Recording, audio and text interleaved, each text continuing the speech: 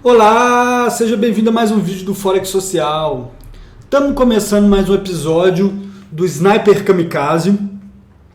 Durante a semana eu já fiz um vídeo mostrando como é que foi o decorrer da semana, as trades que a gente fez, né? Foram as primeiras.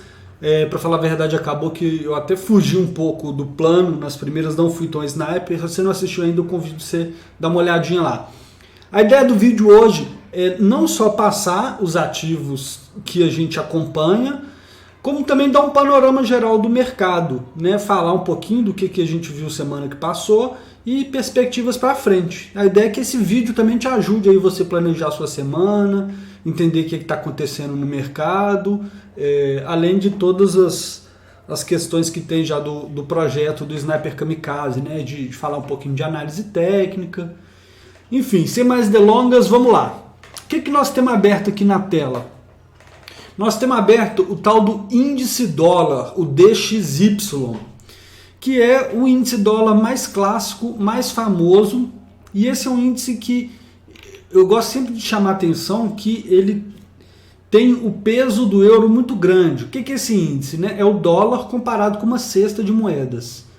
E nesse caso aqui, ele tem o euro tem quase 50% de peso, tá? Então é como a gente vê às vezes aqui muito parecido, espelhado, contrário do euro, né? E o que a gente vê aqui? Que o dólar essa semana perdeu força, né? Assim, olhando no retrovisor, né? A gente olhando assim da semana passada, acabou que eu nem fiz essa análise do dólar, né? Mas já dava para a gente ver que talvez o dólar ia perder força, porque ele rompeu essas mínimas aqui, né? E acabou que agora ele chegou um pouco nesse nível que foi um pouco o suporte, né? Então, no semanal é isso que a gente vê um pouco do dólar, tá? Isso aqui que eu usei foi uma ferramenta do TradingView que permite você fazer um replay de barras, né? Você pode pegar um período anterior e ir passando barra a barra. Bom, o que eu acho interessante a gente olhar também? Tem esse outro índice dólar que ele tem já um peso para o dólar australiano que chega a ser 1/4 dele, tá? Aqui não tá fazendo tanta diferença, mas em alguns casos a gente vê a diferença e a gente pode falar, então são talvez as moedas de commodities estão ganhando mais dinheiro, que eles estão bem parecidos. Falando em commodity ganhar mais dinheiro, falar um pouquinho o que aconteceu aqui essa semana, né? Foi uma semana, como diz o título do vídeo, que a gente viu um apetite a risco voltando aos mercados, né? Assim, as pessoas um pouco mais animadas com os países saindo da quarentena, mais anúncios de estímulos fiscais e monetários, né, nos Estados Unidos, mas 1 trilhão, se não me engano, né? A zona do euro também, a Alemanha finalmente também aumentou o seu estímulo fiscal, então isso deu um gás muito forte para os mercados, e a gente viu essa busca por risco, né? Praticamente todas as análises que a gente vê aqui, a gente vê influenciado por isso. Eu vou falar desse assunto transversalmente à medida que eu vou falando dos ativos aqui, tá?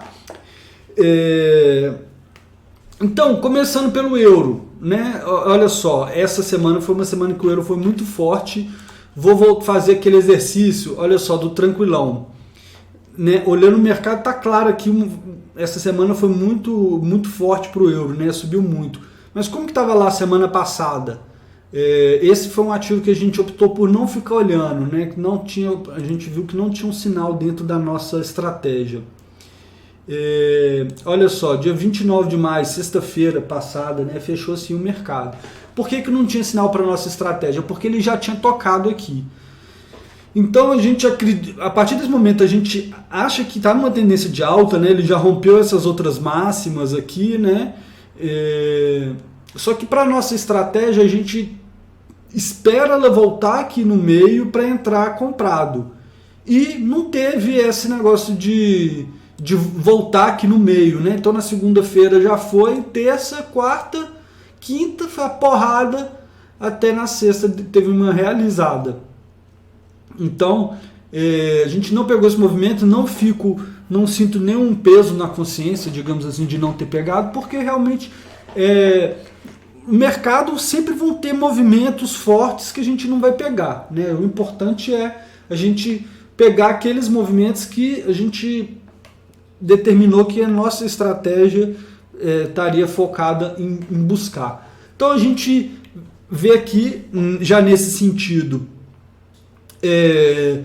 o que eu tinha falado de uma busca por risco, né? De um modo geral, a gente vê isso, o euro é uma moeda que já é vista como uma moeda de risco, digamos, principalmente porque quando as pessoas estão com muito medo, elas vão para o ien, franco suíço, dólar, talvez ouro, né? São as coisas mais, assim, os ativos vistos como proteção, né? Chamado safe haven, né? Enfim, então isso é um pouquinho do euro. A gente vê que no semanal fez esse movimento interessante, rompeu, ele já tinha rompido a média de 20 aqui, né? E agora se distanciou bem dela. Então a gente pode estar vendo essa mudança da tendência de baixa do euro aí, talvez que vinha há muito tempo, né? Ainda é cedo para falar, mas no mensal a gente já está vendo esse rompimento da média de 20 aqui. Se ele conseguir se manter acima desse nível, talvez romper essa linha de tendência de baixa aqui, a gente pode ver um movimento de alta do euro aí. É bem complicado o euro, porque existe muita desconfiança quanto à possibilidade da União Europeia voltar a ter uma economia que cresça, né, digamos assim, fortemente, diferentemente dos Estados Unidos, que todo mundo duvida menos, né, tem lá nos Estados Unidos volta o emprego muito rápido, enfim, então tem essas questões pesando sobre o euro aí, mas também está uma questão de muito dólar sendo imprimido no longo muito dólar sendo imprimido, né, nesse momento da crise aí do Covid, o Fed injetando trilhões de dólares na economia, e eu tenho uma visão que no médio e longo prazo isso pode acabar enfraquecendo o dólar, tá? Então talvez a gente possa estar vendo o começo dessa tendência secular, digamos assim, dessa tendência mais longa aí do dólar perdendo força, mesmo que o euro não esteja, a União Europeia como economia esteja essa maravilha toda, mas continua sendo um país desenvolvido, né? Enfim. Dólar e ien também conta a mesma história para a gente aqui, né? Vou lá para o semanal. O ien é essa principal moeda que é usada muitas vezes como funding, né? Que as pessoas pegam ela emprestada para poder investir fora quando está buscando risco. A gente viu que o ien se desvalorizou aqui também frente ao dólar. Mas também a mesma coisa, sem arrependimento ou peso na consciência, porque se a gente for ver aqui, vamos lá, pega a ferramenta de replay de novo. No dia 20, olha aqui, 29 de maio, como é que estava? Eu falei que o dólar ele estava muito perto do meio aqui, né, sem tendência clara e tal, e como a gente já viu aqui, né, ele ganhou bastante força essa semana. Talvez ele voltando na média possa dar uma compra para a gente aqui, tá? Ainda nenhum ativo que salte aos olhos e fale, nossa, esse aqui está com uma oportunidade clara para a semana que vem. Euro-ien, obviamente a gente já viu, o euro se fortaleceu frente ao dólar, o dólar se fortaleceu frente ao ien, então o euro-ien deu uma porrada, né? Assim, essa semana, olha só, em uma semana foi um movimento aí não preciso nem usar isso aqui para marcar, só colocar aqui em cima, de 3,38%, parece aqui em cima, né, quando você coloca na barra. Um movimento significativo, a gente vê pelo tamanho da barra aí, né?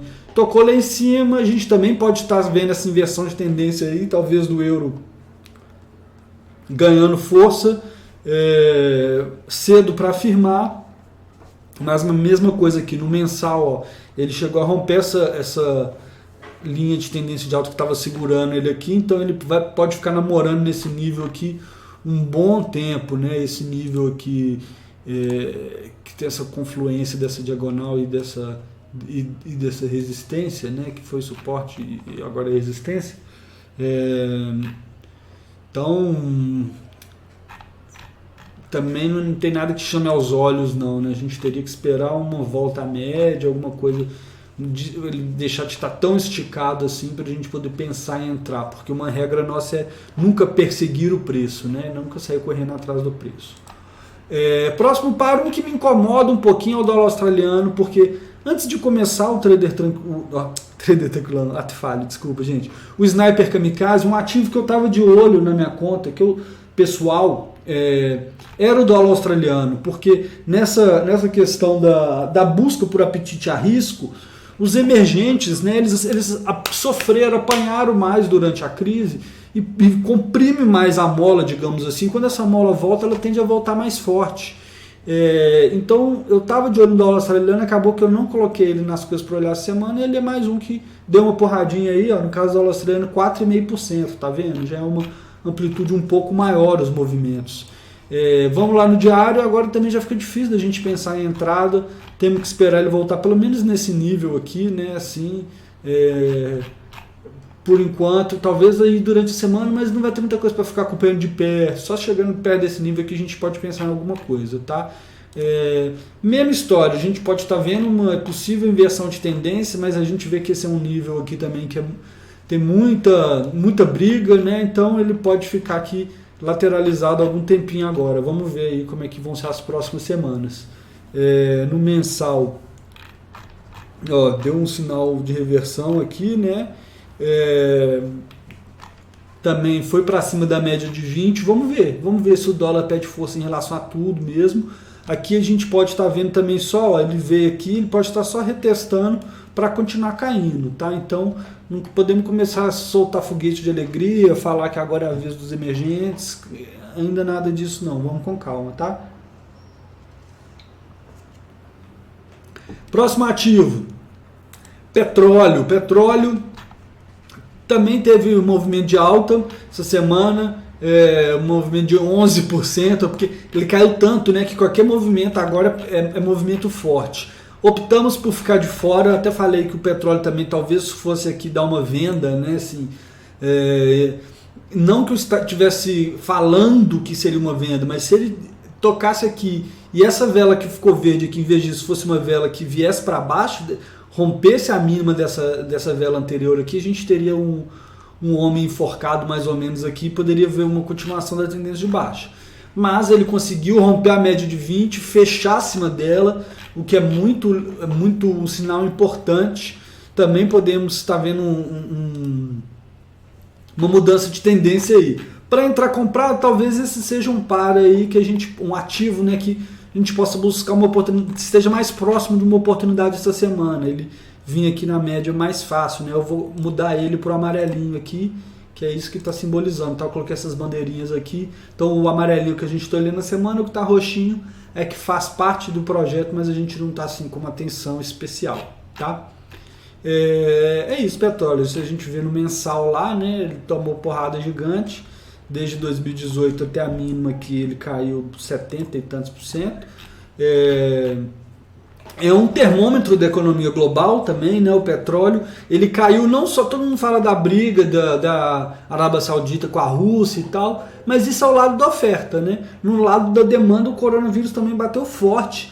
Então, a desaquecer na economia, você tem uma diminuição da demanda pelo petróleo, o mercado antecipa as coisas, isso ajudou a derrubar o petróleo. Então o otimismo com a reabertura, com a tal da recuperação em V, a gente pode voltar a ver petróleos aí em níveis, sei lá, $60 daqui a algum tempo.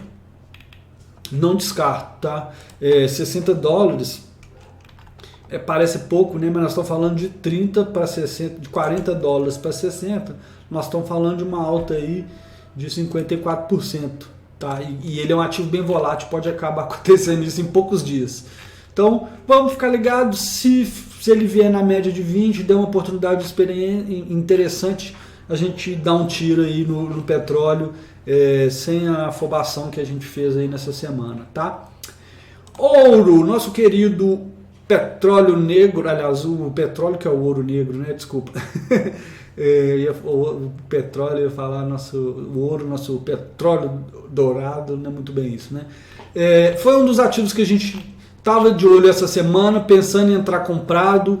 Vamos voltar a fazer aquele exercício aqui nele também do replay, olha só como é que a gente estava vendo ele aqui no dia 29 de maio. Vamos lá, esse daqui é dia 28, 29, sexta-feira, tinha fechado aqui o mercado. Pá, beleza, né? Tocou na média de 20, meio que rejeitou esse sinal. Então um bom sinal de compra. Talvez teria que esperar ele romper esse topinho aqui para entrar comprado. Não vou entrar no detalhe onde é que foi nossa compra, o vídeo anterior a gente mostra, mas só para ver o que aconteceu com o ouro nessa semana. Ó. Subiu mais um pouquinho na segunda, depois já caiu, tomou uma porrada na quarta, quinta recuperou e na sexta mais uma porradinha. Já ficou num nível totalmente desinteressante por enquanto, apesar de que ele voltou nesse nível anterior aqui, né? Que é um nível marcante, olha só, se a gente põe um gráfico de linha fica muito claro. Mas o ouro é o contrário do apetite a risco, né? Se a gente continuar com a tendência de apetite a risco aumentando, o ouro pode não se favorecer. O que é bom para o ouro é a taxa de juros dos Estados Unidos estar tão baixa, né? E ficar baixa por tanto tempo. Isso geralmente é bom para o ouro, porque o ouro é um ativo que não gera retorno, né? Não dá no mercado a gente chama de yield, né? Não tem dividendo, não tem juro, não tem nada. Então ele é mais buscado em momento de muito estresse ou em momento de que o dólar também não está dando yield, né? Ou seja, a taxa de juros está muito baixa. Mas ele ficou meio num nível complicado aqui, né? Ele também já subiu muito lá desde, se a gente for pegar aqui lá em março, ele teve um estresse grande como tudo teve, né? Fez um movimento bem forte lá da mínima até onde ele está aqui. 14% nem é tão, né? Ele chegou a subir mais aqui, 20%. Enfim, é um ativo que pode ser interessante. Vamos deixar para acompanhar o ouro também, porque esse nível aqui foi um nível muito forte, né? Ele veio aqui, ó, rompeu, pegou uns stops no pessoal aqui. Se a gente começar a ver um padrão interessante aqui no gráfico de 15 minutos, de uma hora, mas esperando dessa vez o padrão correto, né, dele tocar lá em cima, voltar na média e a gente ter uma entrada com risco e recompensa interessante, talvez valha. O petróleo nós decidimos também deixar, né? Beleza. Próximo, Bitcoin. Bitcoin foi um que eu mostrei no vídeo, foi que a gente tomou uma chamada violinada. Não foi tanto não, porque ele acabou caindo, né? Olha só o que o Bitcoin fez. Aqui, ó, na segunda ele deu uma porrada para cima. A gente tomou o stop querendo entrar comprado e não conseguiu pegar, mas depois ele voltou tudo. E se a gente for olhar no diário, ele ainda está no nível interessante. Olha só, respeitando a média de 20, é um ativo que eu acho que está num preço bem interessante para talvez dar uma porrada, viu?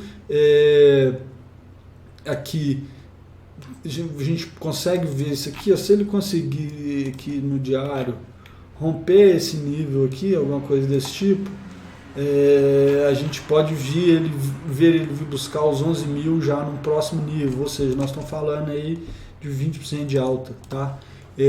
Mas o Sniper Kamikaze não vai mais operar o Bitcoin por enquanto. Por quê? Porque nós temos uma conta de $500, o Bitcoin tem uma alavancagem bem limitada. Então a gente não consegue, para quem assistiu o primeiro vídeo, sem ser o anterior, quando a gente falou das projeções de risco, esse tipo de coisa, a gente não consegue manter os nossos padrões de risco e operar o Bitcoin, infelizmente, tá?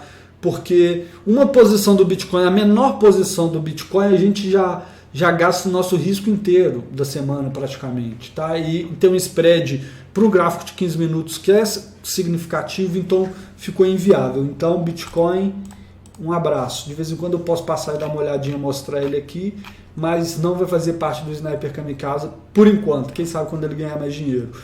Próximo ativo, Bolsa Americana, o famoso S&P.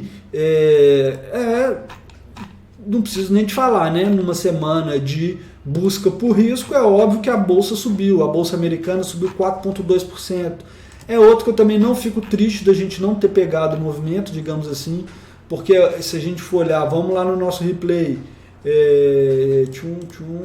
dia 29, olha como é que ele estava, ele já estava mais ou menos próximo aqui, né, assim, a gente já tinha tendência de alta? Tinha, mas não estava apresentando um nível risco-recompensa interessante. Imagina a gente entrar por aqui, ter que colocar um stop aqui, uma coisa desse tipo, se você olhar no diário, muito grande. E acabou que, como a gente já viu, o preço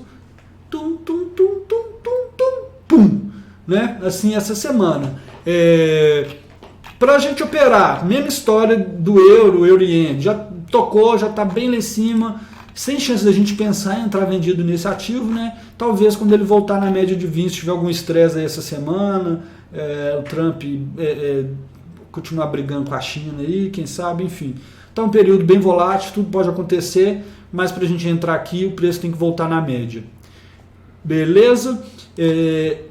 Bolsa da Alemanha, a mesma coisa, o movimento mais forte, aquela mesma coisa que eu falei anteriormente, sofreu mais que a Bolsa Americana, então voltou com mais força essa semana, numa semana de muito forte apetite a risco. Olha o tamanhozinho da porrada, um movimento de simplesmente 9%. Tá? Muito interessante se a gente ver no mensal. Olha só, isso aqui eu acho muito interessante, pessoal, como que os gráficos mostram como que está o sentimento do mundo. Tá? O primeiro, o mercado antecipa. Tem muita gente que fala, nossa, está descasado a economia do mercado financeiro. E está mesmo. Porque o mercado financeiro ele não está olhando esse semestre, esses 2 trimestres, ele está olhando 2021, 2022 para frente. Tá? Então, olha só, no mercado financeiro a gente vê aqui que já teve o tal do V-shaped recovery, né? Ou a recuperação em V. Tá? E olha aqui a Bolsa da Alemanha, que voltou com força total. Né? Eu vou até voltar lá nos Estados Unidos também, olha aqui. A gente está vivendo uma coisa única no mundo, que é esse tanto de dinheiro sendo impresso pelos bancos centrais. O que os bancos centrais ficaram 4 anos para despejar na economia, lá na crise de 2008, 2009, eles injetaram mais dinheiro na economia em 2 meses. Em 3 meses eles vão injetar. Então é muito dinheiro e isso tudo tende ao consenso que isso tende a se fazer os ativos se valorizarem. Esse dinheiro, essa liquidez, vai para a quantidade de ativos. O que é ativos? Empresas, até ouro, o que seja. Eles são limitados, são finitos. Enquanto o dinheiro, o Fred está falando em dinheiro quase infinito.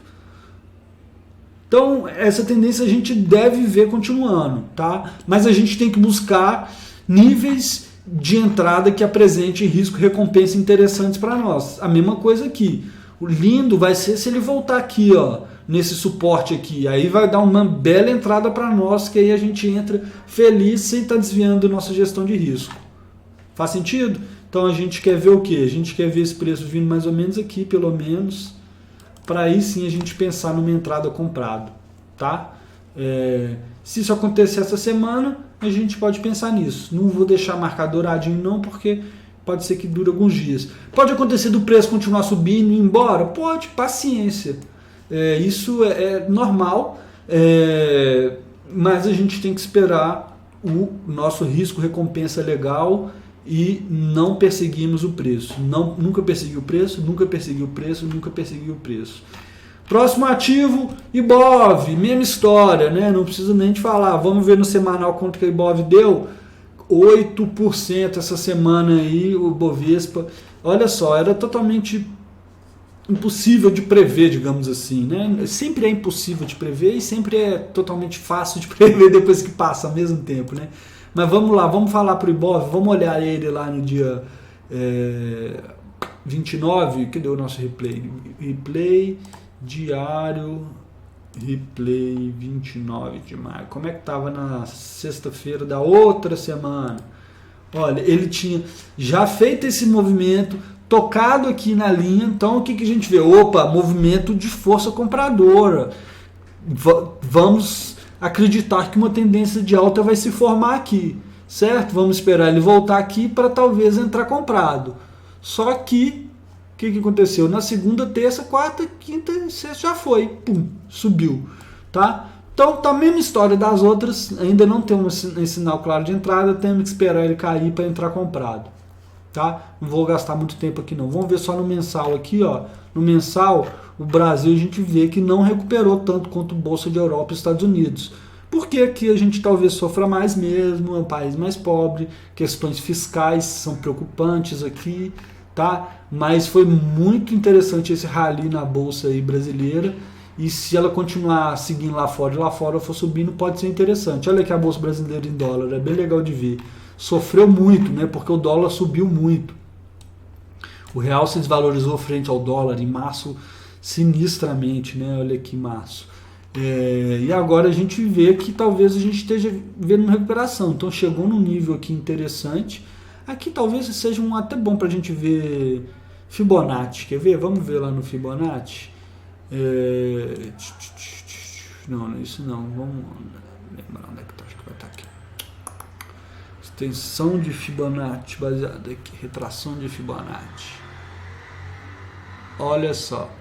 Daqui até aqui. Eu tinha certeza que ia ser isso. Tava gritando que, olha só, que essa retração aqui, ó, foi exatamente no 0,61, que é um nível forte. Então, é um ponto de tomada de decisão do mercado, tá? Continuar subindo ou foi só uma retração para continuar descendo? Cenas para os próximos capítulos, tá? O que vale comentar é que esse aqui que nós estamos vendo a bolsa em dólar, ela é financiada pelo dólar real. Se a bolsa brasileira fica no 0 a 0, o Ibovespa, né, que é em real, e esse aqui está em dólar, o Ibovespa fica no 0 a 0. Se o real se valoriza, aqui sobe, tá? Então, às vezes a gente tem volatilidade maior e movimentos mais acentuados aqui, justamente porque junta as duas coisas, a bolsa brasileira subindo com o real subindo. Então a gente viu um movimento de 15% aqui, nisso aqui, que é o ETF da bolsa brasileira, que é negociado lá em Nova York, tá? O chamado EWZ aqui, ó, iShares MSCI Brasil, tá? Então beleza, vamos aqui chegando para o próximo, por último ativo. Esse aqui é um que deu raiva, tá? Olha essa semana o que o dólar fez. O dólar caiu 7% frente ao real. E esse é um que a gente estava monitorando. Vamos lá para o dia 29.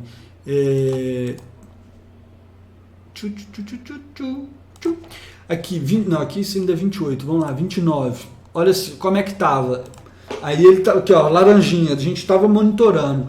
A ideia era esperar talvez ele subir um pouquinho para entrar comprado. Eu mostrei exatamente a trade no vídeo anterior, não vou fazer isso. Vou só dar um replay para a gente ver o que aconteceu. Ó, nem chegou a romper a máxima do dia anterior, da sexta, e já na terça, já pum, porrada. Só que o que aconteceu aqui, a gente já nem tinha orçamento mais para poder pensar em fazer trade, que na segunda, no nosso afobamento, nós gastamos o nosso orçamento da semana inteira. E depois mais movimento, lateralizou um pouquinho e mais movimento. Então foi uma semana muito forte aí para o real, foi a moeda inclusive que mais se valorizou no mundo entre as emergentes, tá? Essa semana que passou. Então ele passou até o nível que eu falei que ele poderia vir, chegou aqui. Agora a gente é um que eu acho que vale monitorar, mas também é que nós não vamos vender aqui, não vamos perseguir o preço, nós temos que esperar ele subir um pouquinho. Eu vou procurar aquela ferramenta do desenho de pincel. Pincel é aqui. Temos que esperar ele subir um pouquinho para então pensarmos em fazer a venda. Perfeito? Lembrando, a gente olha esse time frame, a gente quer pegar esses movimentos assim no diário, mas nossa entrada é lá no mais curto, porque aí a gente, por isso é o sniper, né? A gente tenta pegar o momento exato que a gente vê essa inversão aqui, que ele está lá próximo da média. Fechado? Então é isso por essa semana, por esse vídeo, né, de hoje. Nossa, estou aqui com o negócio errado. Espero que você tenha gostado. Deixa aí um comentário, por favor, falando o que você achou desse modelo. Eu te agradeço por ter chegado aqui até o final. Fala o que você achou desse modelo, se tem alguma coisa que eu podia falar nesses vídeos do final de semana que eu não falei. Espero que tenha te ajudado aí para você planejar a sua semana de trading.